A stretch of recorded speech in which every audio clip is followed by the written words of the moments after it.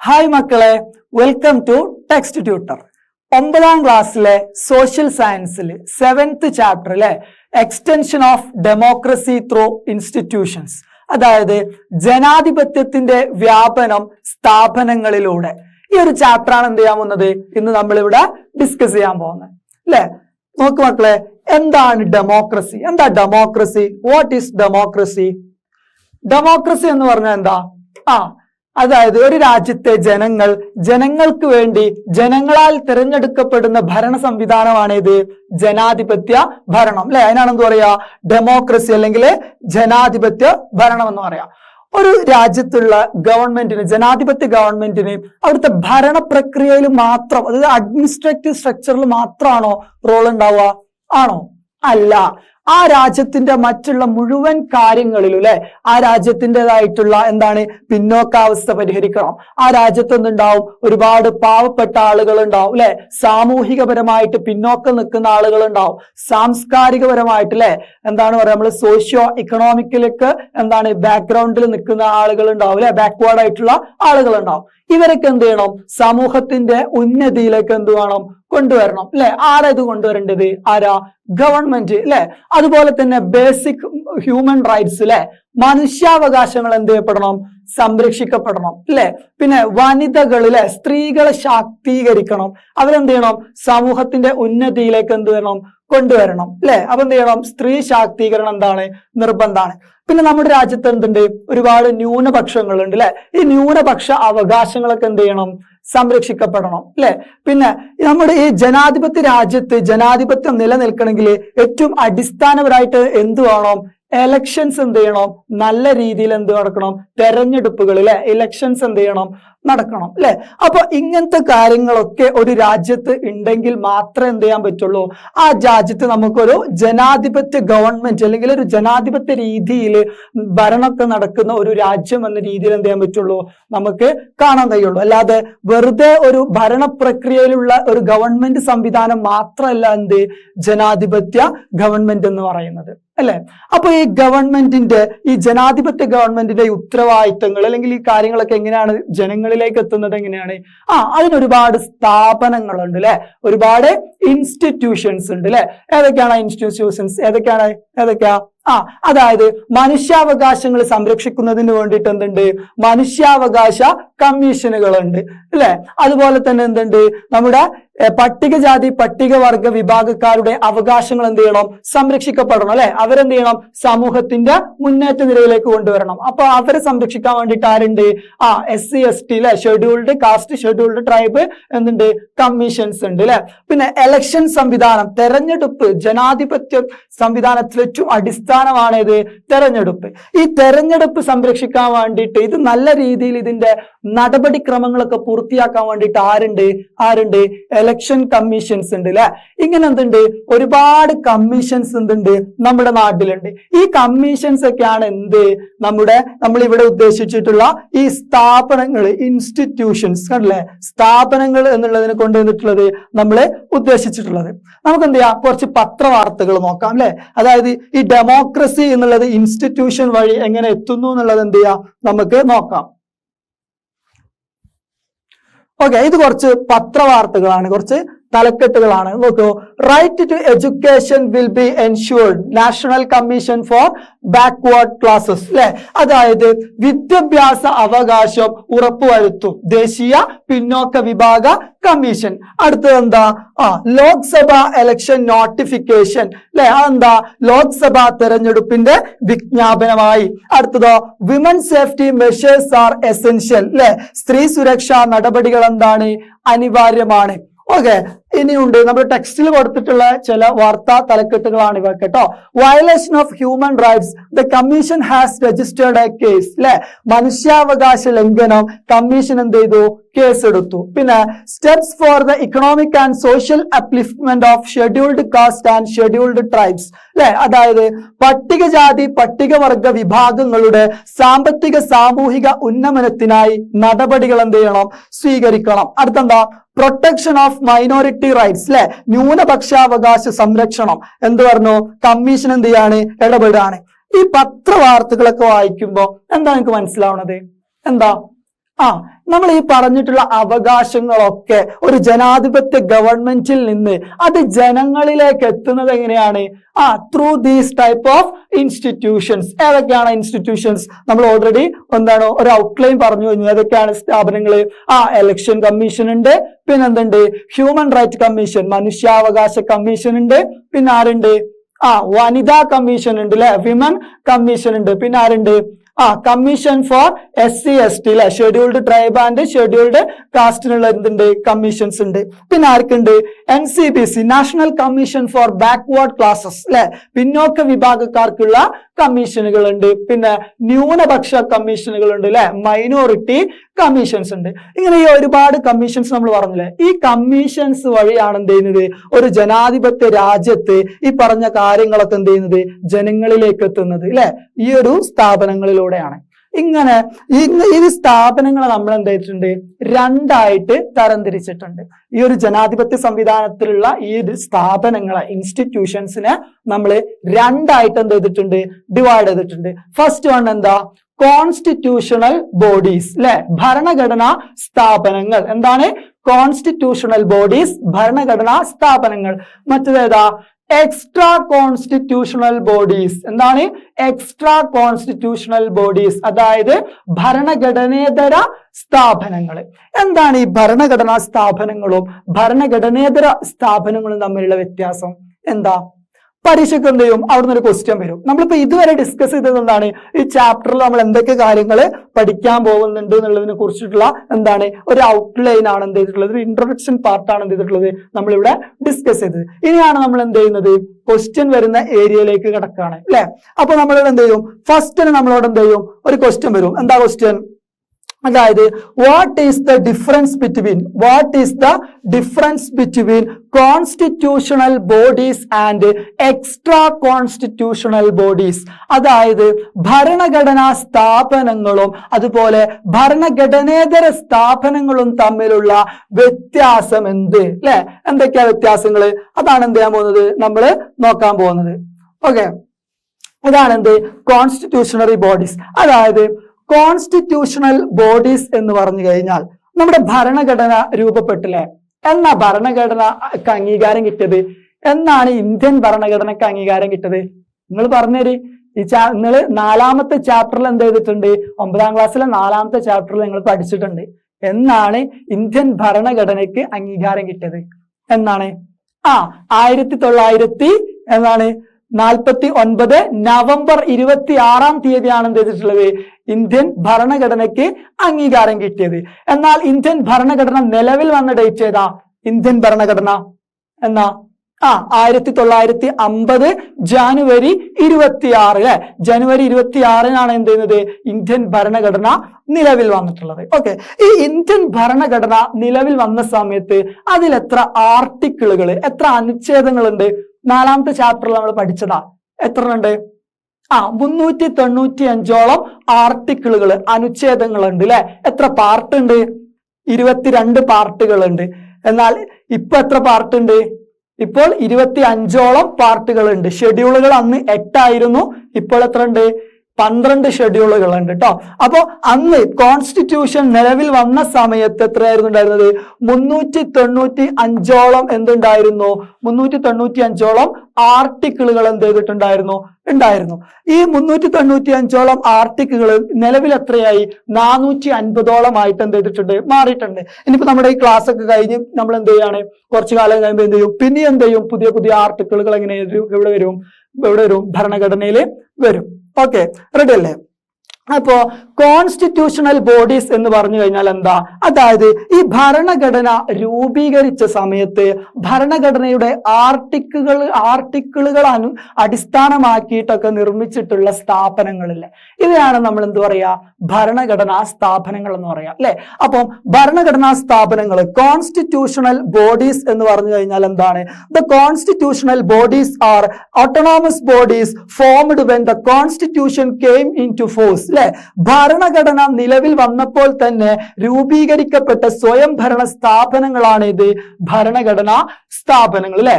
ഭരണഘടന നിലവിൽ വന്നപ്പോൾ തന്നെ രൂപീകരിക്കപ്പെട്ട എന്താണ് സ്വയംഭരണ ഓട്ടോണോമസ് ബോഡീസ് ആണ് ഏത് ഭരണഘടനാ സ്ഥാപനങ്ങൾ. എന്നാൽ എക്സ്ട്രാ കോൺസ്റ്റിറ്റ്യൂഷണൽ ബോഡീസ് എന്താണ്? എക്സ്ട്രാ കോൺസ്റ്റിറ്റ്യൂഷണൽ ബോഡീസ് നമ്മൾ ചില സമയത്ത് എന്ത് പറയും? ചില സമയത്ത് അതിനെ നോൺ കോൺസ്റ്റിറ്റ്യൂഷണൽ ബോഡീസ് എന്നും പറയും കേട്ടോ. അപ്പം ഈ എക്സ്ട്രാ കോൺസ്റ്റിറ്റ്യൂഷണൽ ബോഡീസ് എങ്ങനെയാണ്? പാർലമെന്റ് പാസ്സാക്കിയിട്ടുള്ള നിയമം വഴി സ്ഥാപിതമായിട്ടുള്ളതാണ്. എങ്ങനെ? പാർലമെന്റ് പാസ്സാക്കിയിട്ടുള്ള നിയമം വഴി സ്ഥാപിച്ചിട്ടതാണ് ഇത് എക്സ്ട്രാ കോൺസ്റ്റിറ്റ്യൂഷണൽ ബോഡീസ് എന്ന് പറയുന്നത്, അല്ലെ? Extra constitutional bodies are formed by the laws passed by the parliament, അല്ലെ? പാർലമെന്റ് പാസ്സാക്കുന്ന നിയമങ്ങൾ അനുസരിച്ച് രൂപം കൊള്ളുന്നവയാണ് ഇത് ഭരണഘടനാ സ്ഥാപനങ്ങള്. എന്നാൽ ഭരണഘടനേതര സ്ഥാപനങ്ങൾ. എന്നാൽ ഭരണഘടനാ സ്ഥാപനങ്ങളോ? ഭരണഘടനാ സ്ഥാപനങ്ങൾ എന്താണ്? ഭരണഘടന നിലവിൽ വന്നപ്പോൾ തന്നെ എന്താണ് രൂപപ്പെട്ടിട്ടുള്ള അല്ലെങ്കിൽ അതിന്റെ ആർട്ടിക്കിളുകൾ വെച്ചിട്ട് രൂപപ്പെടുത്തിയിട്ടുള്ള സ്വയംഭരണ സ്ഥാപനങ്ങൾ, ഓട്ടോണോമസ് ഇൻസ്റ്റിറ്റ്യൂഷൻസ് ആണ് ഇത് കോൺസ്റ്റിറ്റ്യൂഷണൽ ബോഡീസ്. എന്നാൽ എക്സ്ട്രാ കോൺസ്റ്റിറ്റ്യൂഷണൽ ബോഡീസ് എന്ന് പറയുന്ന അല്ലെങ്കിൽ നോൺ കോൺസ്റ്റിറ്റ്യൂഷണൽ ബോഡീസ് എന്ന് പറയുന്ന ഭരണഘടനേതര സ്ഥാപനങ്ങൾ, ഇല്ലേ? ഇതെങ്ങനെ രൂപപ്പെട്ടത്? പാർലമെന്റ് പാസ്സാക്കുന്ന നിയമങ്ങളുടെ അടിസ്ഥാനത്തിൽ, അല്ലെ? അതായത് laws passed by the parliament പാസ്സാക്കുന്ന നിയമങ്ങൾ അനുസരിച്ച് രൂപം കൊള്ളുന്നവയാണ് ഇത് ഭരണഘടനേതര സ്ഥാപനങ്ങൾ. ഓക്കെ, റെഡി അല്ലേ? തമ്മിലുള്ള ഒരു പ്രധാനപ്പെട്ട ഡിഫറൻസ് നമുക്ക് മനസ്സിലായില്ലേ? പരീക്ഷയ്ക്ക് എന്തായാലും ക്വസ്റ്റ്യൻ വരും. What is the difference between constitutional body and extra constitutional bodies? ഭരണഘടനാ സ്ഥാപനങ്ങളും അത് ശ്രദ്ധിക്കണേ, ഭരണഘടനേതര സ്ഥാപനങ്ങളും തമ്മിലുള്ള വ്യത്യാസം എന്ത്? ആൻസർ ചെയ്യൂലേ? ഒന്നെങ്ങനെയാണ്? ഒന്ന് ഭരണഘടന നിലവിൽ വന്നപ്പോൾ തന്നെ രൂപീകരിച്ചു, അതാണ്. മറ്റതെന്താണ്? മറ്റത് പാർലമെന്റ് പാസ്സാക്കുന്ന നിയമത്തിന്റെ അടിസ്ഥാനത്തിൽ രൂപീകരിക്കപ്പെട്ടവയാണ്. റെഡി അല്ലേ? ഇനി അടുത്ത point, constitution is the source of power of the constitutional bodies. അത് നമുക്ക് ചിന്തിച്ചാൽ മനസ്സിലാവില്ലേ? അതായത് ഭരണഘടന അനുസൃതമായിട്ട് രൂപീകരിച്ച് ഭരണഘടനാ സ്ഥാപനങ്ങളുടെ സോഴ്സ് എന്ന് പറയുന്നത്, അല്ലെ? അതിന്റെ എന്താണ്? അധികാരത്തിന്റെ ഉറവിടം എന്താണ്? ഭരണഘടന തന്നെയാണ്. ഓക്കെ, ഇവിടെ എന്താണ് നമ്മൾ ഇവിടെ ഇപ്പുറത്തേക്ക് വരുമ്പോ ഭരണഘടനേതര സ്ഥാപനങ്ങൾ എന്താണ്? ഇവയ്ക്ക് എന്ത് ചെയ്യാം? പിന്നീട് നമുക്ക് എന്ത് ചെയ്യാൻ പറ്റും? ഭരണഘടന പദവി എന്ത് ചെയ്യാൻ കൊടുക്കാൻ പറ്റും, അല്ലെ? They can be given constitutional status as and when required. അതായത് ഇവയ്ക്ക് പിന്നീട് ആവശ്യാനുസരണം എന്ത് ചെയ്യാൻ പറ്റും? ഭരണഘടനാ പദവി ലഭിക്കാറുണ്ട്. നമുക്ക് എന്ത് ചെയ്യാൻ പറ്റും?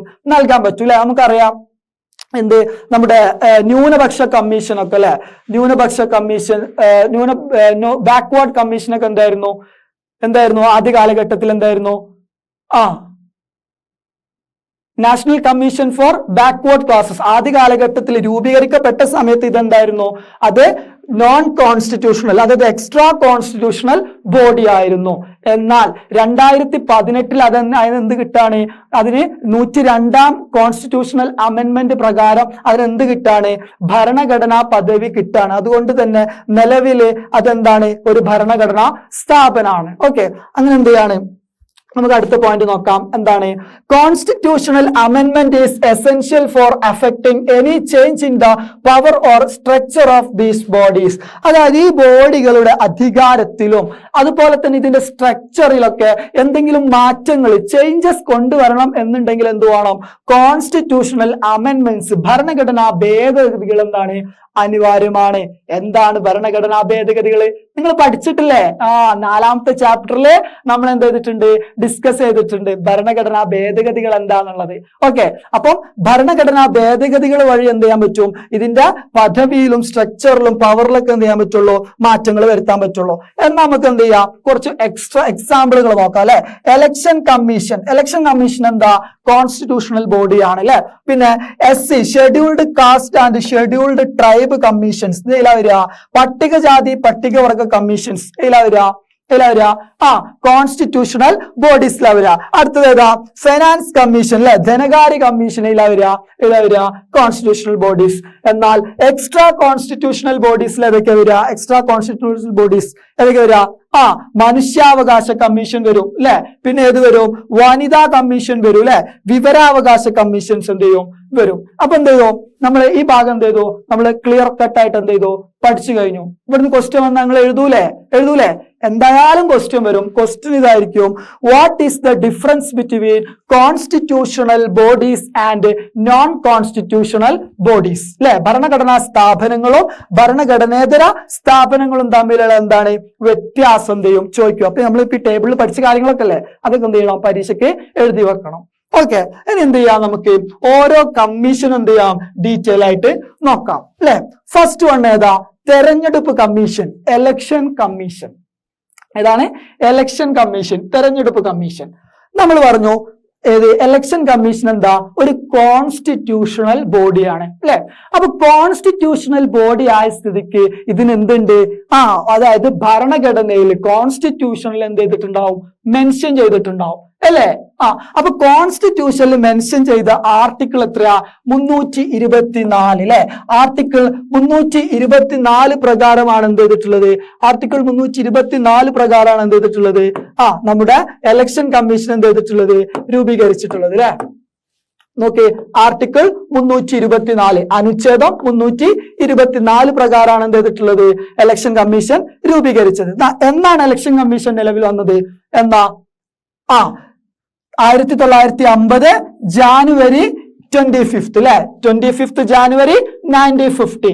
എന്താണ്? 1950 ജാനുവരി 25 തീയതിയാണ് എന്ത് ചെയ്യുന്നത്? ഇന്ത്യയിൽ എലക്ഷൻ കമ്മീഷൻ എന്ത് ചെയ്യുന്നത്? നിലവിൽ വരുന്നത്. ഓക്കെ, ഈ ആർട്ടിക്കിളില്ലേ 324 അല്ലെ, 324 മുതൽ 329 വരെ എന്താണ്?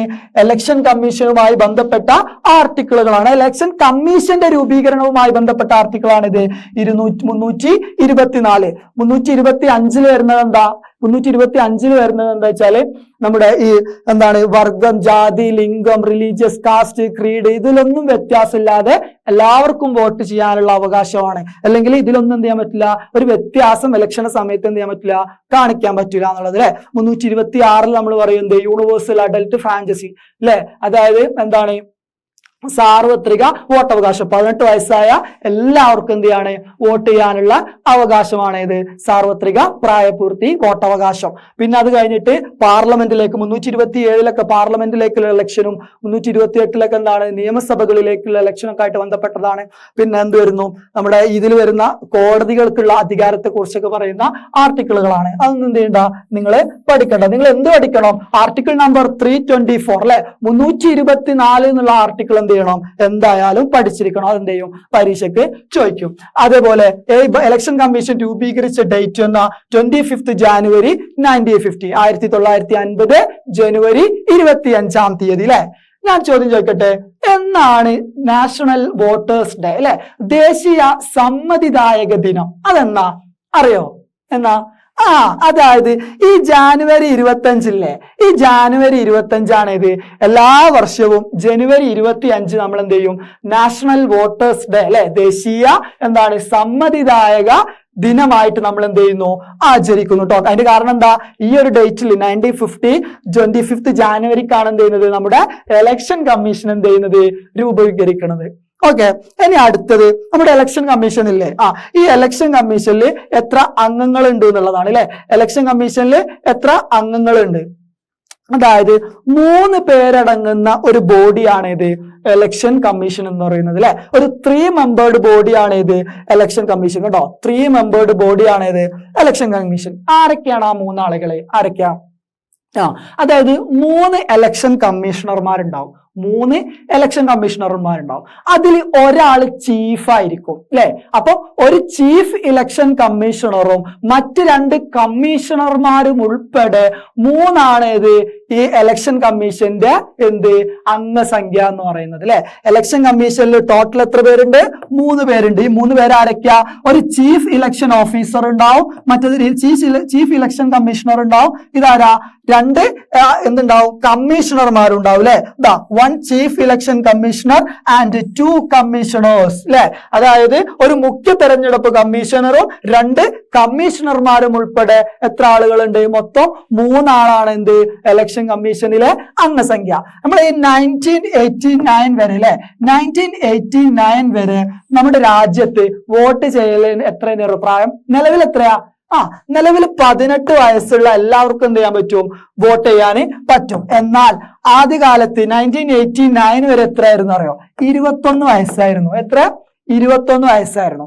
അപ്പൊ എന്ത് ചെയ്യാണ്? അതുവരെ ഇതൊരു എന്താണ് സിംഗിൾ മെമ്പർ ബോഡി ആയിരുന്നു, ഏകാംഗ ബോഡി ആയിരുന്നു ഏത് തെരഞ്ഞെടുപ്പ് കമ്മീഷൻ. പക്ഷെ 89-ല് 21-ൽ നിന്ന് 18 ആക്കി കുറച്ചു വോട്ടിംഗ് പ്രായം. അപ്പൊ എന്ത് ചെയ്യും? ഒരുപാട് പുതിയ വോട്ടർമാർ വരൂലേ? ഒരുപാട് പുതിയ വോട്ടർമാർ വരും. അപ്പൊ എന്ത് ചെയ്യും? ഈ ഇലക്ഷൻ കമ്മീഷന്റെ ജോലി കൂടി, ഉത്തരവാദിത്തങ്ങൾ കൂടി, അയാൾക്ക് എന്താണ് ഓവർലോഡ് ഡ്യൂട്ടി വരില്ലേ? അപ്പൊ ഇത് പരിഹരിക്കുന്നതിന് വേണ്ടിയിട്ട് അദ്ദേഹത്തെ അസിസ്റ്റ് ചെയ്യാനായിട്ട് എന്ത് ചെയ്യാണ്? 2 ഇലക്ഷൻ കമ്മീഷണർമാരെ കൂടി എന്ത് ചെയ്തു? ആഡ് ചെയ്തു. അങ്ങനെ 1989 വരെ സിംഗിൾ മെമ്പർ ബോഡി ആയിരുന്നത് പിന്നീട് എന്തായിട്ട് മാറി? 3 മെമ്പേർഡ് ബോഡി ആയിട്ട് എന്ത് ചെയ്തു? മാറി. പിന്നെ 90-ൽ ഇത് എന്തായാലും വീണ്ടും സിംഗിൾ മെമ്പർ തന്നെ ആക്കുന്നുണ്ട്. പിന്നെ 93 ആകുമ്പോൾ എന്താണ്? വീണ്ടും നമ്മളിപ്പോ നിലവിലുള്ള പോലെ 3 മെമ്പേർഡ് എന്താണ് ബോഡി ആയിട്ട് എന്ത് ചെയ്യാണ്? മാറാണ് അല്ലെ. ഞാൻ കാര്യം ചോദിക്കട്ടെ, നമ്മുടെ ഇന്ത്യയിലെ ആദ്യത്തെ മുഖ്യ തെരഞ്ഞെടുപ്പ് കമ്മീഷണർ ആരാ? ഇന്ത്യയിലെ ഈ ഒരാളില്ലേ? ഇത് ഇന്ത്യയിലെ ആദ്യ ആരായത് അറിയോ? സുകുമാർ സെൻ. ആരാണ്? സുകുമാർ സെൻ ട്ടോ. ആരാണ്? സുകുമാർ സെൻ. ഇത് നിങ്ങളുടെ ടെക്സ്റ്റ് ബുക്കില് എക്സ്ട്രാ റീഡിങ്ങിന്റെ സ്ഥലത്തിലെ അധിക വായനയുടെ സ്ഥലത്ത് എന്തുണ്ട്? ജസ്റ്റ് മെൻഷൻ ചെയ്യുന്നുണ്ട്. ആരാണ്? സുകുമാർ സെൻ. എന്നാ ഞാൻ നിങ്ങളോടൊരു ചോദ്യം ചോദിക്കട്ടെ, നിലവിലെ ഇലക്ഷൻ കമ്മീഷണർ ആരാ? നിലവിലെ ഇലക്ഷൻ കമ്മീഷണർ, മുഖ്യ ഇലക്ഷൻ കമ്മീഷണർ ആരാ? രാജീവ് കുമാർ ആണ്. അതായത് 25ാമത്തെ 25th election commissioner, chief election commissioner ആരാ?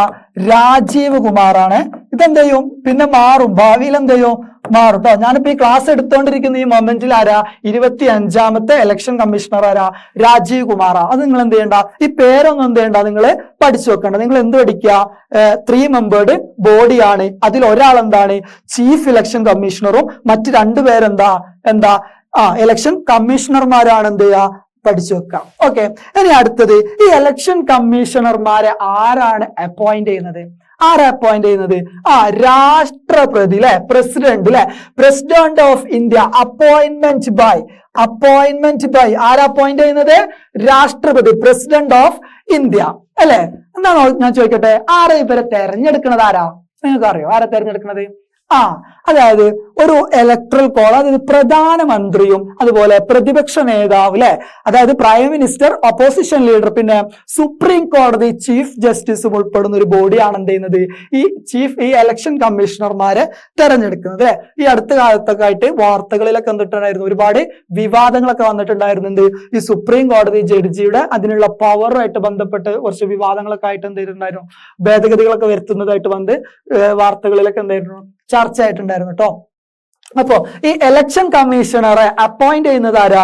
രാഷ്ട്രപതിയാണ്, പ്രസിഡന്റ് ഓഫ് ഇന്ത്യ ആണ്. ഓക്കെ. ഒരു ഇലക്ഷൻ കമ്മീഷണർ എന്ത് ചെയ്തു? നമ്മൾ അപ്പോയിന്റ് ചെയ്ത് കഴിഞ്ഞു. എത്രയാണ് അയാളുടെ ടെന്യൂർ അല്ലെ? അദ്ദേഹത്തിന്റെ കാലാവധി എത്രയാ? അയാൾ എന്നാ റിട്ടയർ ആവുക? അതായത് 6 വർഷം അല്ലെ, 6 ഇയർ അല്ലെങ്കിൽ 65 വയസ്സ്. അതെന്താ അങ്ങനെ കൊടുത്തിട്ടുള്ളത്? കാലാവധി 6 വർഷം അല്ലെങ്കിൽ 65 വയസ്സ്. എന്തെങ്ങനെ കൊടുത്തത്? എന്താ കൊണ്ട് ഉദ്ദേശിക്കുന്നത്? എന്താ? അതായത് ഒരു സാധാരണഗതിയിൽ ഒരാൾ എന്ത് ചെയ്യാണ്? ഇലക്ഷൻ കമ്മീഷണറായിട്ട് നമ്മൾ എന്ത് ചെയ്യാണ്? നിയമിക്കാണ്. ഈ ഇലക്ഷൻ കമ്മീഷണറായിട്ട് നിയമിക്കുമ്പോൾ അയാൾക്ക് 6 വർഷ കാലാവധി എന്ത് ചെയ്യും? ലഭിക്കും. അദ്ദേഹത്തിന് 6 വർഷ കാലാവധി കിട്ടും. കിട്ടും. എങ്കിൽ പക്ഷെ അദ്ദേഹത്തിന് 6 വർഷം പൂർത്തിയാക്കുന്നതിന് മുമ്പേ തന്നെ 65 വയസ്സ് എത്തിക്കഴിഞ്ഞാൽ എന്ത് ചെയ്യും? ആ വയസ്സിൽ എന്ത് ചെയ്യണം? അദ്ദേഹം റിട്ടയർ ആവേണ്ടി വരും. ഒരു ഉദാഹരണം പറയുകയാണെങ്കിൽ, ഇപ്പൊ ഒരാൾക്ക് എത്ര വയസ്സായി? 61 വയസ്സായി. ഇദ്ദേഹത്തെ എന്ത് ചെയ്യാണ്? നമ്മൾ ചീഫ് ഇലക്ഷൻ കമ്മീഷണർ ആയിട്ട് എന്ത് ചെയ്യാണ്? നിയമിക്കാൻ പോവാണ്. അപ്പൊ ഇയാൾ എന്ത് ചെയ്യണോ? ഇയാൾക്ക് 65 വയസ്സാവുമ്പോ എന്ത് ചെയ്യണം? ഇയാള് റിട്ടയർ ആവണം അല്ലെ. കാരണം എന്താ? ഇയാൾക്ക് 6 വർഷം കൂടി കഴിയുമ്പോൾ ഇയാൾക്ക് എത്ര വയസ്സാവും? 67 വയസ്സാവും. അല്ലെ? അത്ര ആവാൻ പറ്റൂല. അതായത് ഒന്നെങ്കിൽ എന്താണ് 6 വർഷ കാലാവധി അല്ലെങ്കിൽ 65 വയസ്സാകുന്നത് വരെ. ഇതിൽ ഏതാണോ ആദ്യമാവുന്നത്, വിച്ച് മീറ്റ് ഫസ്റ്റ് അല്ലെങ്കിൽ വിച്ച് മീറ്റ് ഏർലിയർ, 6 വർഷം എന്തെയാണ് കാലാവധി. ഈ 6 വർഷം ആവുന്നതിന് മുന്നേ തന്നെ അയാൾക്ക് 65 വയസ്സാവാണെങ്കിൽ എന്ത് ചെയ്യും അദ്ദേഹം ആ വയസ്സിൽ എന്ത് ചെയ്യേണ്ടി വരും, റിട്ടയർ ആവേണ്ടി വരും. അത് റെഡി അല്ലേ? അവരുടെ ടെന്യൂർ ഓഫ് സർവീസ് എന്ന് പറയുന്നത് കറക്റ്റ് അല്ലേ, കാലാവധി. ഓക്കെ, ഇനി അടുത്തൊരു പോയിന്റ് എന്താ? അടുത്ത പോയിന്റ് എന്ന് പറഞ്ഞാല് നമ്മൾ എന്ത് ചെയ്യാണ്, ഒരു ഇലക്ഷൻ കമ്മീഷൻ എന്ത് ചെയ്യാണ്, അപ്പോയിന്റ് ചെയ്ത്, ഇലക്ഷൻ കമ്മീഷനെ അപ്പോയിന്റ് ചെയ്ത്. ഈ ഇലക്ഷൻ കമ്മീഷന് നമുക്ക് എന്ത് ചെയ്യാം, തോന്നിയ പോലെ എടുത്തിട്ട് അങ്ങോട്ട് റിമൂവ് ചെയ്യാൻ പറ്റുമോ? ഇല്ല. ഈ ഇലക്ഷൻ കമ്മീഷന് ഒരുപാട് ഉത്തരവാദിത്തങ്ങൾ ഉണ്ട് അല്ലെ? ഒരു ജനാധിപത്യ രാജ്യത്ത്, ലോകത്തിലെ ഏറ്റവും വലിയ ജനാധിപത്യ രാജ്യം ഇതാ നമ്മുടെ ഇന്ത്യയല്ലേ. അപ്പൊ ഈ ഇന്ത്യയിലുള്ള ഇലക്ഷൻ കമ്മീഷൻ എന്ന് വെച്ചാൽ എന്താണ്, അത് വലിയൊരു സംഭവമാണ്. എന്ത് ഒരുപാട് ഉത്തരവാദിത്തങ്ങൾ, റെസ്പോൺസിബിലിറ്റി ഒക്കെ ഉള്ള നല്ല രീതിക്ക് കൈകാര്യം ചെയ്യേണ്ട ഒരു ജോലിയാ. അതെന്തിനാ പെട്ടെന്ന് എടുത്തിട്ട് എന്ത് ചെയ്യാൻ പറ്റില്ല, അങ്ങനെ ഒരാളെ റിമൂവ് ചെയ്യാനൊന്നും എന്ത് ചെയ്യില്ല, പറ്റൂല. പക്ഷെ എന്ത് ചെയ്യാൻ പറ്റും, റിമൂവ് ചെയ്യാൻ പറ്റും. പക്ഷെ അതിനെന്തുണ്ട്, ഒരുപാട് വലിയ പ്രോസസ് ഉണ്ട്. ആ ഒരു പ്രോസസ്സ് നമ്മൾ വിളിക്കുന്ന പേരാണ് എന്ത്, ഇംപീച്ച്മെന്റ് അല്ലെ? അത് നോക്കി, റിമൂവ്ഡ് ബൈ അല്ലെങ്കിൽ റിമൂവൽ ഓൺലി ബൈ എന്താണ്, ഇംപീച്ച്മെന്റ് അല്ലെ? ഇംപീച്ച്മെന്റ് വഴി മാത്രമേ എന്ത് ചെയ്യാൻ പറ്റുള്ളൂ, ഇലക്ഷൻ കമ്മീഷണർമാരെ നീക്കം ചെയ്യാൻ പറ്റുള്ളൂ കേട്ടോ. മലയാളത്തിൽ എന്ത് തന്നെയാണ്, ഇംപീച്ച്മെന്റ് തന്നെയാണ് എന്ത് ചെയ്യുക, ടെക്സ്റ്റ് ബുക്കിലൊക്കെ കൊടുത്തിട്ടുള്ളത് കേട്ടോ. അപ്പൊ എന്താ ഇംപീച്ച്മെന്റ് എന്ന് പറഞ്ഞാല്, വാട്ട് ഈസ് ഇംപീച്ച്മെന്റ്? നമ്മള് അധിക വായന സ്ഥലത്ത്, എക്സ്ട്രാ റീഡിംഗ് സ്ഥലത്ത് എന്ത് ചെയ്യുന്നുണ്ട്, ജെൻസ് മെൻഷൻ ചെയ്യുന്നുണ്ട്. എന്ത് ചെയ്യാ, ഇംപീച്ച്മെന്റ് എന്ന് പറഞ്ഞു കഴിഞ്ഞാല് പാർലമെന്റില് പ്രത്യേക ഭൂരിപക്ഷത്തോട് കൂടിയിട്ട് അല്ലെ, സ്പെഷ്യൽ മെജോറിറ്റിയിൽ പാർലമെന്റിന്റെ ഇരുസഭകളിൽ, 2 സഭകളിൽ ഏതൊക്കെയാ, ലോക്സഭയുണ്ട് പിന്നെ രാജ്യസഭയുണ്ട്. പാർലമെന്റിന്റെ ഇരുസഭകളിലും 2/3 സ്പെഷ്യൽ മെജോറിറ്റിയോട് കൂടിയിട്ട് എന്ത് ചെയ്യണം, പാസ്സായെങ്കിൽ മാത്രമേ എന്ത് ചെയ്യാൻ പറ്റുള്ളൂ, ഇദ്ദേഹത്തെ റിമൂവ് ചെയ്യാൻ പറ്റുള്ളൂ. അതിന് തക്കതായിട്ടുള്ള കാരണങ്ങൾ എന്ത് ചെയ്യണം, വേണം. ഓക്കെ, റെഡി അല്ലേ? അപ്പൊ ഇംപീച്ച്മെന്റ് എന്താണെന്നുള്ളത് മനസ്സിലായില്ലേ? അപ്പൊ അദ്ദേഹത്തിന്റെ റിമൂവൽ എങ്ങനെയാണ്, ഇംപീച്ച്മെന്റ് വഴി മാത്രമേ എന്ത് ചെയ്യാൻ പറ്റുള്ളൂ, അദ്ദേഹത്തെ മാറ്റാൻ പറ്റുള്ളൂ. ഓക്കെ, ഇനി അടുത്തതെന്ന് പറഞ്ഞാല് ഒരു ചീഫ് ഇലക്ട്രൽ ഓഫീസർ എന്ന് പറഞ്ഞിട്ടുള്ള ഒരാളുണ്ട് അല്ലെ. അതായത് ഈ ഡൽഹിയിൽ ഇരിക്കുന്ന ഇലക്ഷൻ കമ്മീഷനെ അസിസ്റ്റ് ചെയ്യാനായിട്ട് എന്തുണ്ട്, ഓരോ സംസ്ഥാനങ്ങളിലും അദ്ദേഹത്തിന്റെ പ്രതിനിധികളുണ്ട് അല്ലെ. ആ പ്രതിനിധികളെ വിളിക്കുന്ന പേരാണ് ഇത്, ചീഫ് ഇലക്ഷൻ ഓഫീസർ അല്ലെ, CEO, ചീഫ് ഇലക്ട്രൽ ഓഫീസർ അല്ലെ, ചീഫ് ഇലക്ട്രൽ ഓഫീസർ. ഇതാണോ സംസ്ഥാന ഇലക്ഷൻ കമ്മീഷണർ? ഇതാണോ? അല്ലട്ടോ, സംസ്ഥാന ഇലക്ഷൻ കമ്മീഷണർ വേറൊരാളാ അല്ലെ? ആണ്. കാരണം എന്താ വെച്ചാല് സംസ്ഥാന ഇലക്ഷൻ കമ്മീഷണർക്ക് ദേശീയ ഇലക്ഷൻ കമ്മീഷണർ എന്ത് ചെയ്യും, പ്രസിഡന്റ് തെരഞ്ഞെടുപ്പ് നടത്തും, പിന്നെ വൈസ് പ്രസിഡന്റ് തെരഞ്ഞെടുപ്പ്, രാഷ്ട്രപതി തെരഞ്ഞെടുപ്പ്, ഉപരാഷ്ട്രപതി തെരഞ്ഞെടുപ്പ് നടത്തും അല്ലെ. പാർലമെന്റിലേക്കുള്ള MP-മാരുടെ തെരഞ്ഞെടുപ്പിന് എന്ത് ചെയ്തു, നേതൃത്വം കൊടുക്കുന്നു. പിന്നെ സംസ്ഥാന നിയമസഭകളിലേക്കുള്ള MLA-മാരില്ലേ, ഇവരുടെ തെരഞ്ഞെടുപ്പിന് എന്ത് ചെയ്യുന്നു, നേതൃത്വം കൊടുക്കുന്നു. എന്നാൽ നമ്മുടെ പഞ്ചായത്തിലെ ത്രിതല പഞ്ചായത്ത് സംവിധാനങ്ങളിലെ മുനിസിപ്പാലിറ്റികൾ, കോർപ്പറേഷൻ ഒക്കെ ഇവിടത്തേക്കുള്ള ഇലക്ഷൻ ആരാ നടത്തുന്നത്, അത് സ്റ്റേറ്റ് ഇലക്ഷൻ കമ്മീഷണർ ആണ്, അത് വേറൊരാളാണ്. എന്നാൽ ഇദ്ദേഹം എന്താണ്, ഇദ്ദേഹം സംസ്ഥാനത്തുള്ള കേന്ദ്രത്തിന്റെ പ്രതിനിധിയാണ്. ആര്? ചീഫ് ഇലക്ട്രൽ ഓഫീസർ എന്ന് പറയുന്നത് കേട്ടോ. ഓക്കെ, നിങ്ങൾ ഇതൊന്നും അത്ര എന്താ പറയാ, ഇങ്ങനെ ഒരാളെന്തുണ്ട്, ഇലക്ഷൻ കമ്മീഷണറെ സഹായിക്കാനായിട്ട് എല്ലാ സംസ്ഥാനത്തും ഇങ്ങനെ ഒരാളുണ്ട് എന്ന് എന്ത് ചെയ്താൽ മതി, ജസ്റ്റ് ഓർത്തു വെച്ചാൽ മതി. അപ്പൊ നമുക്ക് എന്ത് ചെയ്യാം, നമുക്ക് ഈ നമ്മളിപ്പോ പറഞ്ഞിട്ടുള്ള ഇലക്ഷൻ കമ്മീഷന്റെ ആ ഒരു ബോഡിയിലെ അതിന്റെ ഒരു കോമ്പോസിഷനും സ്ട്രക്ചറും കാര്യങ്ങളൊക്കെ എന്ത് ചെയ്യാം, ഒന്ന് പെട്ടെന്ന് എന്ത് ചെയ്യാം, ഒന്നും കൂടി ഒന്ന് നോക്കാം. അതായത് ഇലക്ഷൻ കമ്മീഷന് ഏത് ആർട്ടിക്കിൾ പ്രകാരമാണ് രൂപപ്പെട്ടിട്ടുള്ളത്? ആർട്ടിക്കിൾ 324 പ്രകാരമാണ് എന്ത് ചെയ്തിട്ടുള്ളത്, ഇലക്ഷൻ കമ്മീഷൻ എന്ന് പറയുന്ന constitutional body came to exist, നിലവിൽ വന്നിട്ടുള്ളത് അല്ലെ. ഓക്കെ, എന്നാണ് നിലവിൽ വന്നത്? 1950 ജാനുവരി 25-ാം തീയതിയാണ് എന്ത് ചെയ്യുന്നത്, ഇലക്ഷൻ കമ്മീഷന് നിലവിൽ വരുന്നത് അല്ലെ. ഇലക്ഷൻ കമ്മീഷനിൽ എത്ര അംഗങ്ങളുണ്ട്? 3 അംഗങ്ങളുണ്ട്. ഒരു ചീഫ് ഇലക്ഷൻ കമ്മീഷണറും മറ്റു 2 കമ്മീഷണർമാരും ഉൾപ്പെടെ 3 ആളുകൾ എന്തുണ്ട്, ഇലക്ഷൻ കമ്മീഷനിൽ ഉണ്ട്. ഈ ഇലക്ഷൻ കമ്മീഷണർമാരെ നിയമിക്കുന്നത് ആരാ? President of India. ആരാണ്? രാഷ്ട്രപതിയാണ് അല്ലെ. അവരുടെ കാലാവധി ടെന്യൂർ എത്രയാണ്? 6 വർഷം അല്ലെങ്കിൽ 65 വയസ്സ്, ഏതാണോ ആദ്യം എത്തുന്നത് അതാണ് എന്ത്, അവരുടെ കാലാവധി അല്ലെ. അദ്ദേഹത്തെ എങ്ങനെ റിമൂവ് ചെയ്യുക, എങ്ങനെ എടുത്തു മാറ്റാൻ പറ്റുക? ഇംപീച്ച്മെന്റ് എന്ന് പറയുന്ന ഒരു പ്രോസസ് ഉണ്ട് അല്ലെ. ഈ ഇംപീച്ച്മെന്റ് വഴി മാത്രമേ എന്ത് ചെയ്യാൻ പറ്റുള്ളൂ, അദ്ദേഹത്തെ മാറ്റാൻ പറ്റുള്ളൂ. ഓക്കെ, ഇതൊക്കെയാണ് എന്ത്, ഇലക്ഷൻ കമ്മീഷനുമായിട്ട് ബന്ധപ്പെട്ട പ്രധാനപ്പെട്ട പോയിന്റുകൾ അല്ലെ. റെഡി അല്ലേ? ഇനി എന്തുണ്ട്, ഈ ഇലക്ഷൻ കമ്മീഷന് എന്തുണ്ട്, ഒരുപാട് ചുമതലകളുണ്ട് അല്ലെ, ഒരുപാട് ഫങ്ഷൻസ് ഉണ്ട്. ഇമ്പോർട്ടന്റ് ചോദ്യമാണ്, what are the functions of election commission? തെരഞ്ഞെടുപ്പ് കമ്മീഷന്റെ ചുമതലകൾ എന്തെല്ലാം അല്ലെ? ഈ ഒരു ഏരിയ ആണ് എന്ത് ചെയ്യുന്നത് നമ്മൾ ഇനി ഡിസ്കസ് ചെയ്യാൻ പോകുന്നത്. ഫസ്റ്റ് നമ്മൾ എന്ത് പറഞ്ഞു, കോൺസ്റ്റിറ്റ്യൂഷണൽ ബോഡീസും നോൺ കോൺസ്റ്റിറ്റ്യൂഷണൽ ബോഡീസും കാര്യങ്ങളൊക്കെ പറഞ്ഞു.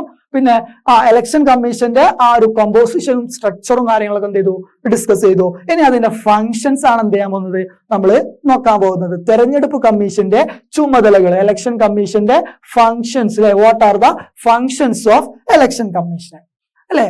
എന്തൊക്കെയാ ഇലക്ഷൻ കമ്മീഷന്റെ ഫങ്ഷൻസ്, എന്തൊക്കെയാ ഒന്ന് പറഞ്ഞു തരി. എന്തൊക്കെയാ ഇലക്ഷൻ കമ്മീഷന്റെ ഫങ്ഷൻസ്? എന്ത് ചെയ്യും, ആദ്യം തന്നെ എന്ത് ചെയ്യും, എലക്ഷൻ എന്ത് ചെയ്യും, ഇഷ്യൂവൻസ് ഓഫ് എലക്ഷൻസ്, അല്ലെങ്കിൽ എലക്ഷൻ എന്ത് ചെയ്യും, ഡിക്ലെയർ ചെയ്യും. എലക്ഷൻ എന്ത് ചെയ്യും, പ്രഖ്യാപിക്കണം. എലക്ഷൻ പ്രഖ്യാപിക്കൽ ആരാ, എലക്ഷൻ കമ്മീഷണർ ആണ് അല്ലെ? അതാണ് ഏറ്റവും ഫസ്റ്റ് തവണ. പിന്നെ എന്ത് ചെയ്യും, ഈ എലക്ഷൻ പ്രഖ്യാപിച്ചു കഴിഞ്ഞാൽ ഒരു കോഡ് ഓഫ് കണ്ടക്ട് അല്ലെ, ഒരു കോഡ് ഓഫ് കണ്ടക്ട് എന്ത് ചെയ്യും, പുറപ്പെടുവിക്കും. അതായത് ഒരു പെരുമാറ്റച്ചട്ടം എന്ത് ചെയ്യും, നിലവിൽ വരും. അതായത് എന്താ പെരുമാറ്റച്ചട്ടം എന്ന് പറഞ്ഞാല്, അതായത് എന്ത് ചെയ്യാണ്, ഇപ്പൊ ഒരു ഇലക്ഷൻ പ്രഖ്യാപിച്ചു കഴിഞ്ഞാല് ആ സമയത്ത് അവിടെ ഭരിക്കുന്ന ഗവൺമെന്റ് എന്ത് ചെയ്യും, ഒരുപാട് പുതിയ പുതിയ പ്രൊജക്ടുകൾ, പദ്ധതികൾ എന്ത് ചെയ്യും, ഇംപ്ലിമെന്റ് ചെയ്യാൻ ശ്രമിക്കും. ആ സമയത്ത് നമുക്കറിയാം ഒരുപാട് പാലങ്ങളുടെയും റോഡുകളുടെയൊക്കെ ഉദ്ഘാടന മേളം നടക്കുന്ന സമയം. അത് ഏത് പാർട്ടി ഭരിക്കുന്ന സമയത്ത് എങ്ങനെയാ, അങ്ങനെയാണ്. അതുകൊണ്ട് തന്നെ എന്താണ്, ഈ ഇലക്ഷൻ അടുപ്പിച്ചുള്ള ഇതുപോലുള്ള പ്രവർത്തനങ്ങളൊക്കെ വരുമ്പോ എന്ത് ചെയ്യും, അത് ആളുകളെ സ്വാധീനിക്കാൻ ശ്രമിക്കും അല്ലെ?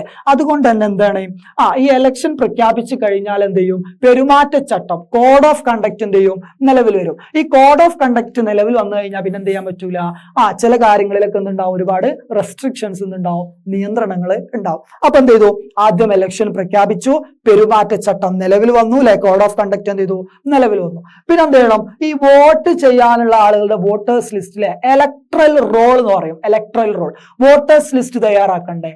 ഇതാര് തയ്യാറാക്കുക, ഇതും തെരഞ്ഞെടുപ്പ് കമ്മീഷന്റെ ഉത്തരവാദിത്തമാണ് അല്ലെ, അദ്ദേഹത്തിന്റെ ചുമതലകളിൽപ്പെട്ടതാണിത്. ഇലക്ട്രൽ റോള് നിർമ്മിക്കുക എന്നുള്ളത് അല്ലെ. പിന്നെന്ത് ചെയ്യണം, ഇതിൽ ഇലക്ട്രൽ റോളിലുള്ള ആളുകൾക്ക് എന്ത് കൊടുക്കണം, ഐഡന്റിറ്റി കാർഡ് അല്ലെ, issuance of electoral role and identity card അല്ലെ, ഐഡന്റിറ്റി കാർഡുകളും എന്ത് ചെയ്യണം, കൊടുക്കണം. പിന്നെ അടുത്തെന്താണ്, നോമിനേഷൻ കൊടുക്കൽ തുടങ്ങും അല്ലെ. അപ്പൊ എന്ത് ചെയ്യും, അക്സെപ്റ്റൻസ് ഓഫ് നോമിനേഷൻ, നോമിനേഷൻ എന്ത് ചെയ്യണം, സ്വീകരിക്കണം. ആരാ സ്വീകരിക്കുക നോമിനേഷന്, ആരാ, ഇലക്ഷൻ കമ്മീഷനുമായിട്ട് ബന്ധപ്പെട്ട അതോറിറ്റികളാണ് അല്ലെ.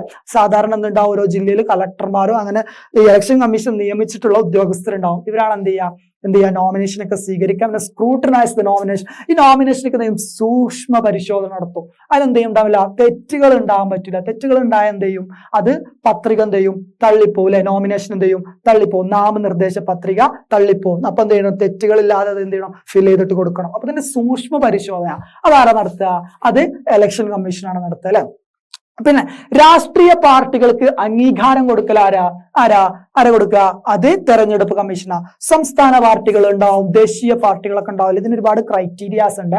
ഈ ക്രൈറ്റീരിയകളൊക്കെ നോക്കിയിട്ട് എന്ത് ചെയ്യും, ഇലക്ഷൻ കമ്മീഷൻ എന്ത് ചെയ്യും, അവർക്ക് അംഗീകാരം കൊടുക്കും. പിന്നെ ചിഹ്നങ്ങൾ അനുവദിച്ചു കൊടുക്കൽ, അലോക്കേഷൻ ഓഫ് സിംബൽസ്, അതൊക്കെ ആരുടെ ഡ്യൂട്ടിയാ, ഇലക്ഷൻ കമ്മീഷന്റെ ഡ്യൂട്ടിയാണ്. ഓക്കെ, റെഡി അല്ലേ? പിന്നെന്താണ്, ഇലക്ഷന്റെ പ്രോസസ്, ഇലക്ഷന്റെ ഡേറ്റ് തീരുമാനിക്കുന്നു, അതുപോലെ റിസൾട്ട് വരുന്ന ഡേറ്റ് തീരുമാനിക്കുന്നു അല്ലെ.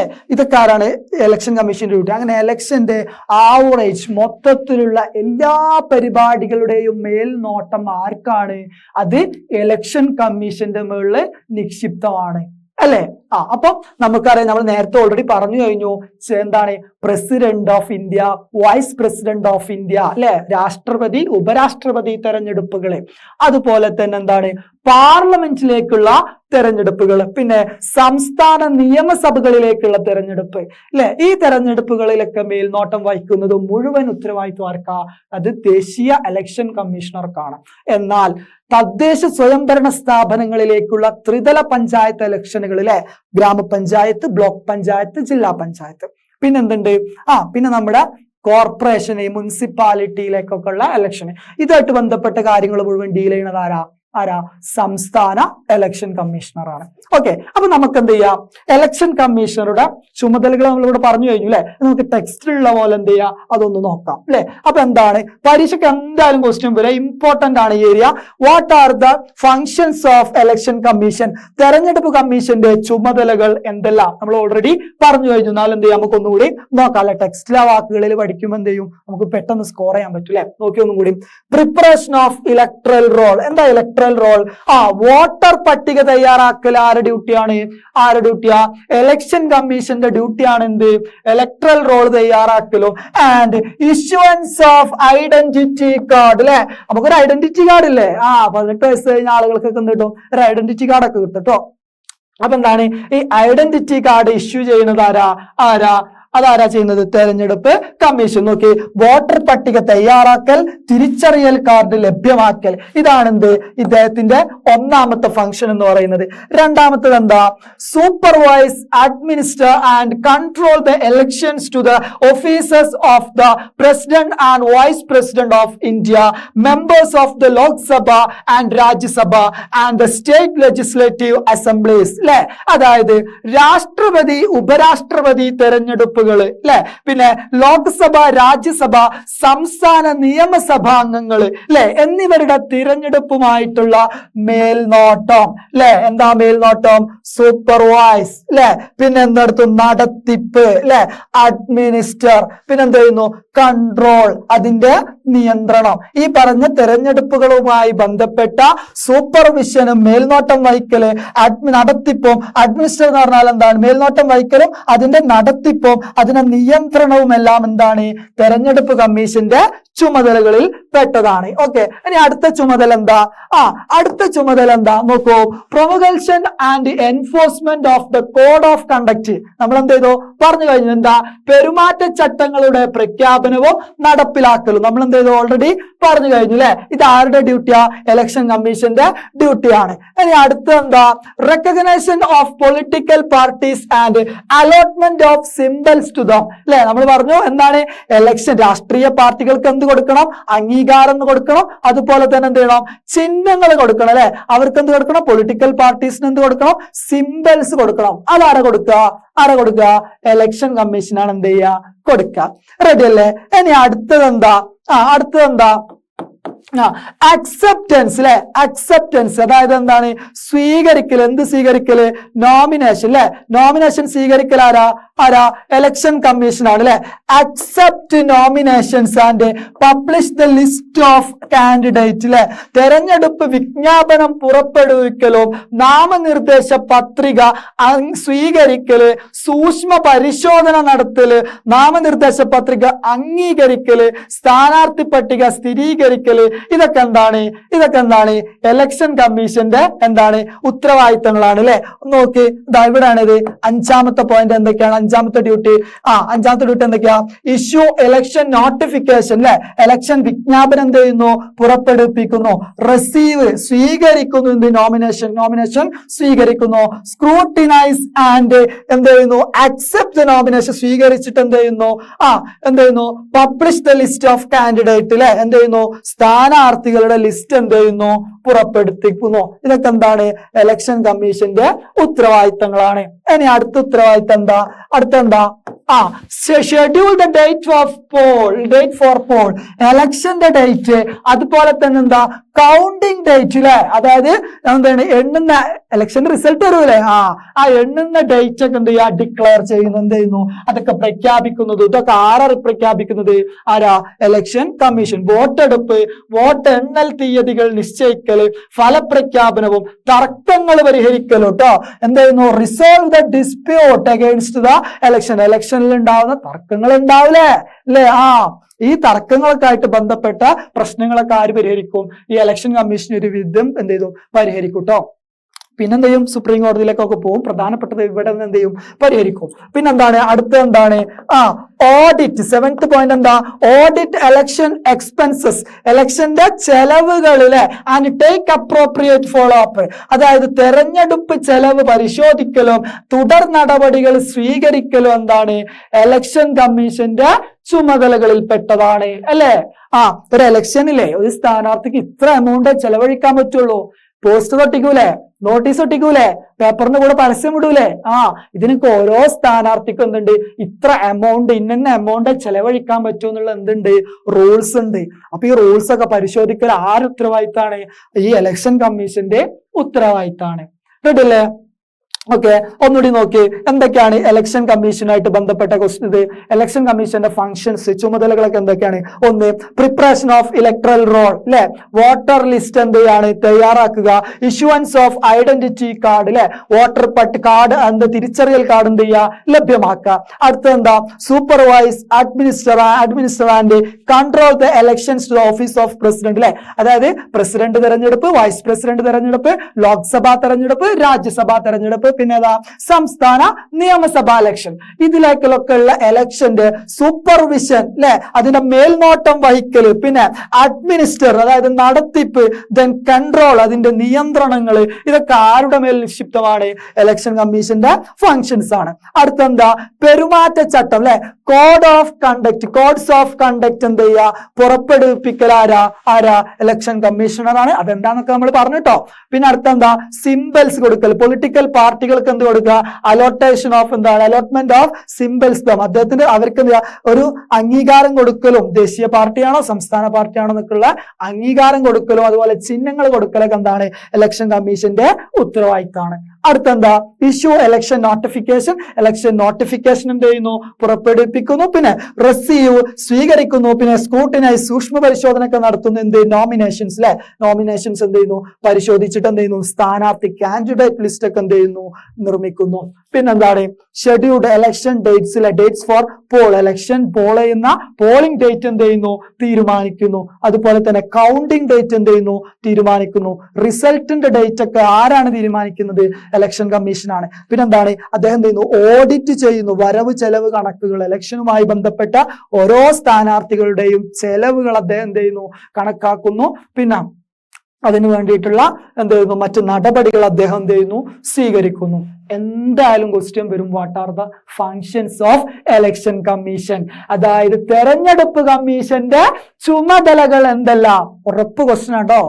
എന്തായാലും 7 പോയിന്റ്, ഒരു 5 പോയിന്റെങ്കിലും എന്ത് ചെയ്യണം, പഠിച്ചു വെക്കണം കേട്ടോ. ഒരു ഓർഡറിൽ ഇങ്ങനെ പഠിച്ചാൽ മതി. നമ്മൾ തുടക്കത്തിൽ പറഞ്ഞില്ലേ, അതേപോലെ ഇലക്ഷന്റെ നോട്ടിഫിക്കേഷൻ പുറപ്പെടുവിക്കുന്നു, പിന്നെന്ത് ചെയ്യുന്നു, വോട്ടർ ലിസ്റ്റ് തയ്യാറാക്കുന്നു, ഐഡന്റിറ്റി കാർഡ് കൊടുക്കുന്നു, ചിഹ്നങ്ങൾ കൊടുക്കുന്നു, നാമനിർദ്ദേശ പത്രിക സ്വീകരിക്കുന്നു, തെറ്റുണ്ടോ എന്നൊക്കെ സൂക്ഷ്മ പരിശോധന നടത്തുന്നു, ചിഹ്നങ്ങൾ അനുവദിക്കുന്നു, ഇലക്ഷന്റെ ഒക്കെ പോളുകൾ, ഡേറ്റുകളും കാര്യങ്ങളും മേൽനോട്ടം വഹിക്കുന്നു, റിസൾട്ട് പ്രഖ്യാപിക്കുന്നു, വരവ് ചെലവ് കണക്കുകൾ എന്ത് ചെയ്യുന്നു, അവതരിപ്പിക്കുന്നു. ഇത്രയും കാര്യങ്ങൾ എന്ത് ചെയ്യുക, നിങ്ങളുടെ വാക്കുകളിലൊക്കെ എന്ത് ചെയ്യാം, എക്സ്പാൻഡ് ചെയ്തിട്ട് എന്ത് ചെയ്യുക, എഴുതുക കേട്ടോ.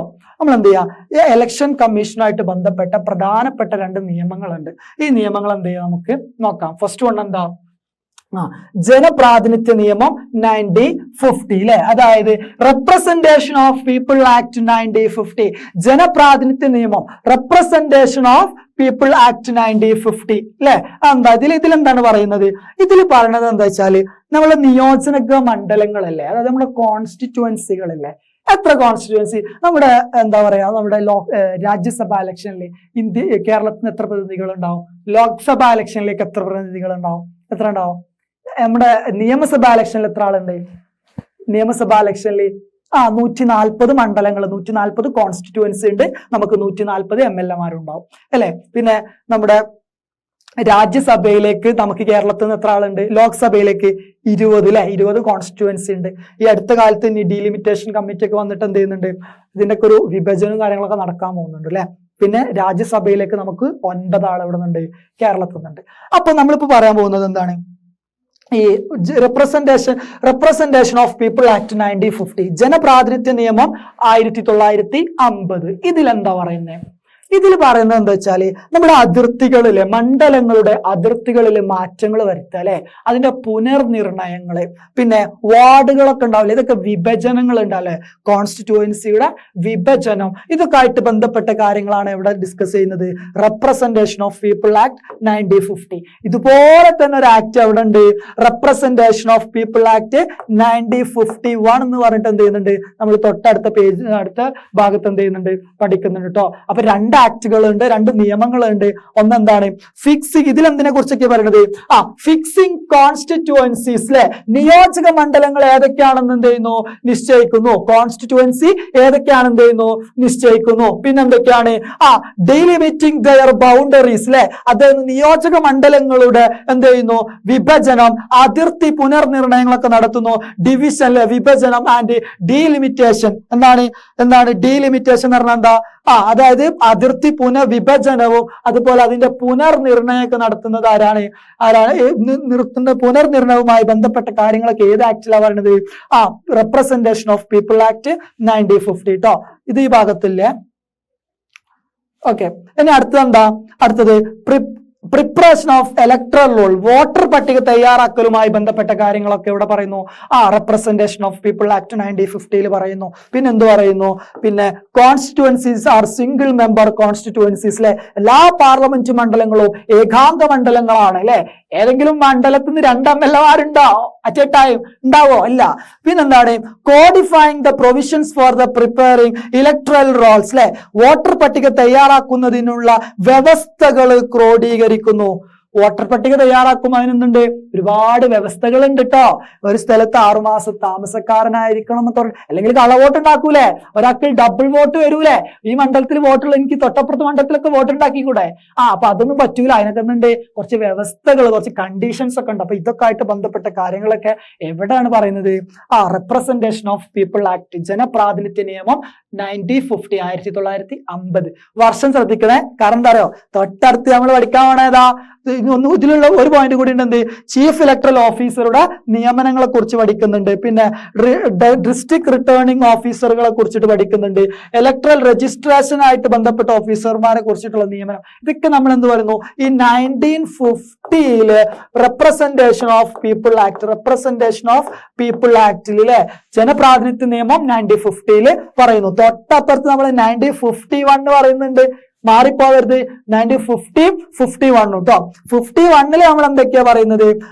അതായത് ഒരു തെരഞ്ഞെടുക്കപ്പെട്ട ഒരാളുടെ യോഗ്യതയുമായി ബന്ധപ്പെട്ട കാര്യങ്ങൾ അല്ലെ, MLA-യുടെയും MP-മാരുടെയും യോഗ്യതകളുമായിട്ട് ബന്ധപ്പെട്ട അവരുടെ ക്വാളിഫിക്കേഷനും അതുപോലെ തന്നെ ഡിസ്ക്വാളിഫിക്കേഷനുമായിട്ട് ബന്ധപ്പെട്ട കാര്യങ്ങൾ എന്ത് ചെയ്യുന്നു? നമ്മൾ ഡിസ്കസ് ചെയ്യുന്നു അല്ലെ.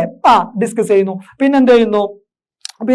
തെരഞ്ഞെടുപ്പുമായി ബന്ധപ്പെട്ട തർക്കങ്ങളൊക്കെ അല്ലേ, ഇതിനെ കുറിച്ചിട്ടുള്ള വ്യവസ്ഥകളൊക്കെ എന്ത് ചെയ്യുന്നു? നമ്മൾ ഈ 1951 എന്ത് ചെയ്യുന്നു? നമ്മൾ ഡിസ്കസ് ചെയ്യുന്നു കേട്ടോ. അപ്പൊ determine the eligibility and disqualification of, eligibility യോഗ്യതകളും അതുപോലെ തന്നെ ഡിസ്ക്വാളിഫിക്കേഷൻ അയോഗ്യതകളെയും കുറിച്ചിട്ട് നമ്മൾ എന്ത് ചെയ്യുന്നു?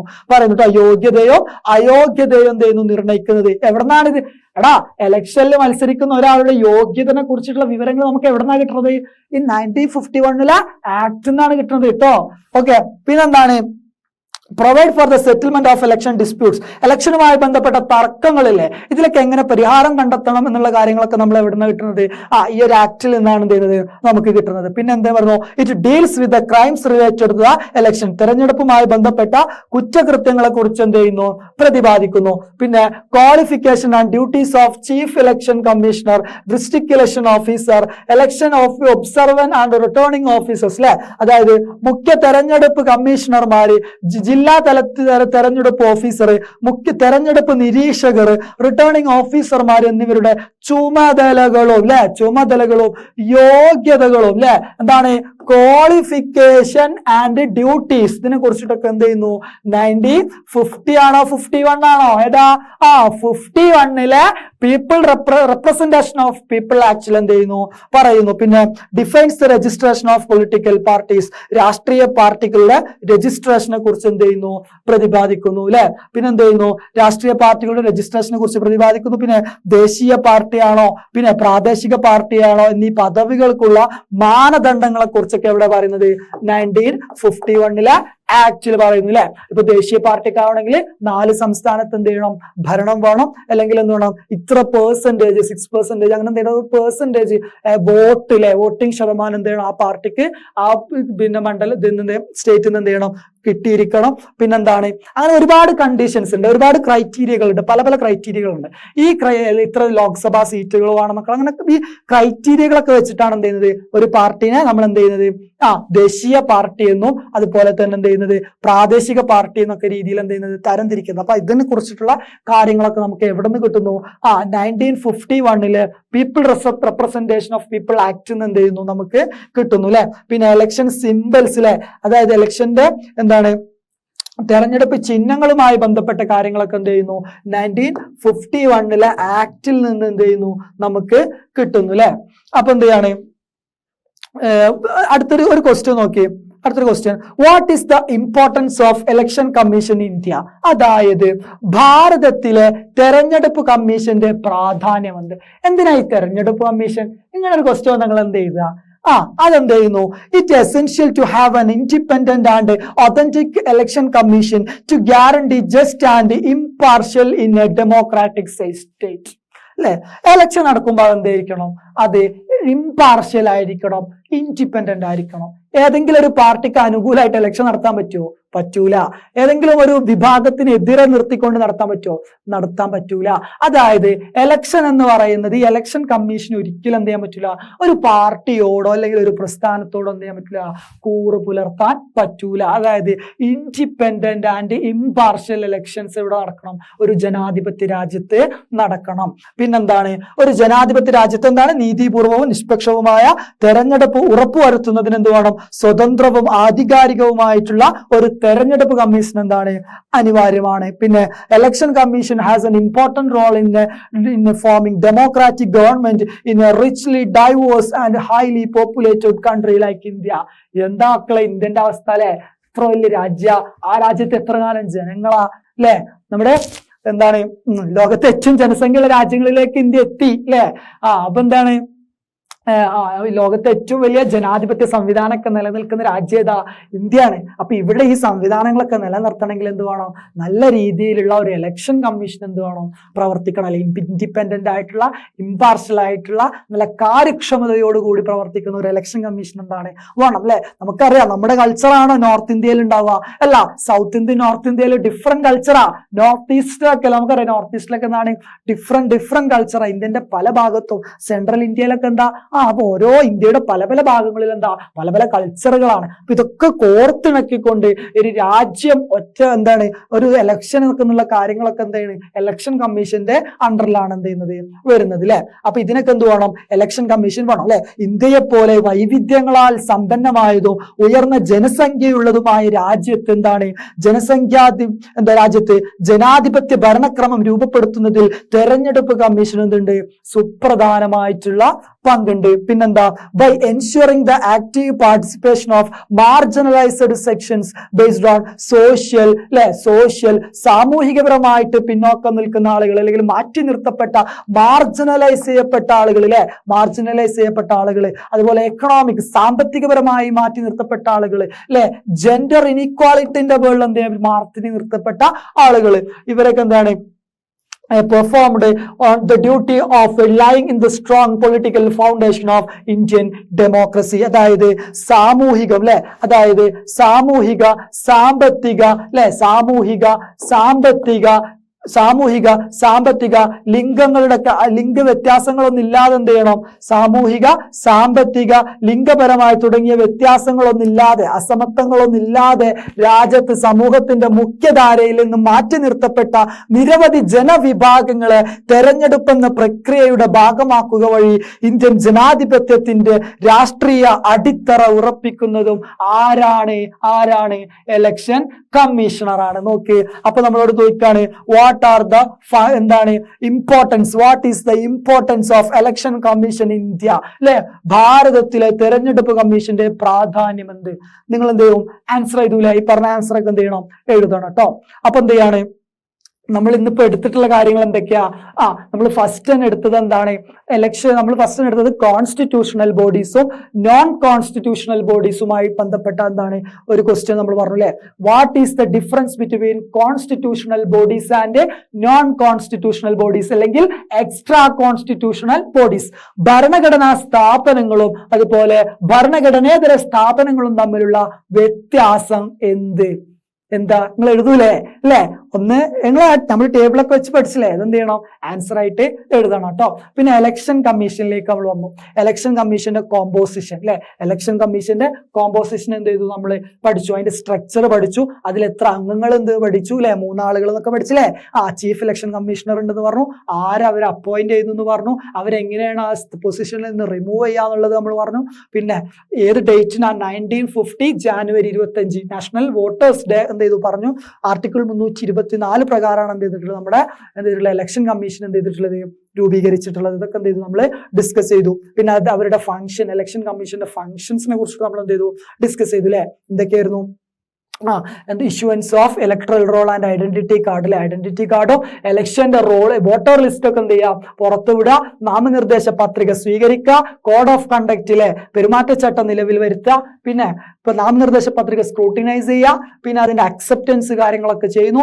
ഇലക്ഷന്റെ ഡേറ്റ്, പോളിംഗ് ഡേറ്റും അതുപോലെ റിസൾട്ടിന്റെ ഡേറ്റും കൗണ്ടിംഗ് ഡേറ്റ് ഇതൊക്കെ തീരുമാനിക്കുന്നത് ആരാ, ഇലക്ഷൻ കമ്മീഷൻ. അതുമായിട്ട് ബന്ധപ്പെട്ട ഡിസ്പ്യൂട്ടുകളിൽ തീരുമാനമെടുക്കുന്നത് ആരാ, ഇലക്ഷൻ കമ്മീഷണർ ആണ് അല്ലെ. പിന്നെ അത് കഴിഞ്ഞിട്ട് നമ്മൾ എന്ത് ചെയ്തു, ഇലക്ഷൻ കമ്മീഷനുമായിട്ട് ബന്ധപ്പെട്ട ഇലക്ഷനുമായിട്ട് ബന്ധപ്പെട്ട 2 ആക്ടുകൾ അല്ലെ, people representation of people act 1950 1951, ജനപ്രാതിനിധ്യ നിയമം 1950 1951. ഇത് തമ്മിൽ മാറിപ്പോവരുത്, ഇത് തമ്മിലുള്ള വ്യത്യാസങ്ങളെ കുറിച്ച് എന്ത് ചെയ്യണം, പഠിച്ചു വെക്കണം. അതെന്ത് ചെയ്യണം, മാറിപ്പോവാതെ നോട്ട് ചെയ്ത് വെക്കണം. ഓക്കെ, അത് കഴിഞ്ഞിട്ട് ഇന്ത്യയിൽ തെരഞ്ഞെടുപ്പ് കമ്മീഷന്റെ പ്രാധാന്യം എന്ത് എന്നുള്ള വിഷയത്തെ ഒരു ക്വസ്റ്റ്യൻ വരികയാണെങ്കിൽ അതെങ്ങനെ ആൻസർ ചെയ്യും എന്നുള്ള കാര്യങ്ങൾ എന്ത് ചെയ്തു, നമ്മൾ പറഞ്ഞു കഴിഞ്ഞു കേട്ടോ. അപ്പൊ ഇത്രയും കാര്യങ്ങളാണ് എന്ത് ചെയ്യുന്നത്, നമ്മൾ ഇന്നത്തെ ക്ലാസ്സിൽ ഡിസ്കസ് ചെയ്യുന്നത്. ഓക്കെ, അപ്പൊ ഇന്ന് എടുത്ത കാര്യങ്ങളൊക്കെ സെറ്റ് അല്ലേ, എന്റെ മക്കള് പഠിക്കൂലേ, ഓക്കെ അല്ലേ? അപ്പോ ഇത്ര എടുത്തുകൊണ്ട് നമ്മൾ എന്ത് ചെയ്യാണ്, ഇന്നത്തെ ഈ ഒരു ടോപ്പിക് ഇവിടെ വൈൻഡപ്പ് ചെയ്യാണ്. ഇതിന്റെ ബാക്കി പാർട്ടുകളുമായിട്ട് നമുക്ക് എന്ത് ചെയ്യാം, അടുത്ത ക്ലാസ്സിൽ കണ്ടുമുട്ടാം. എല്ലാവർക്കും നന്ദി.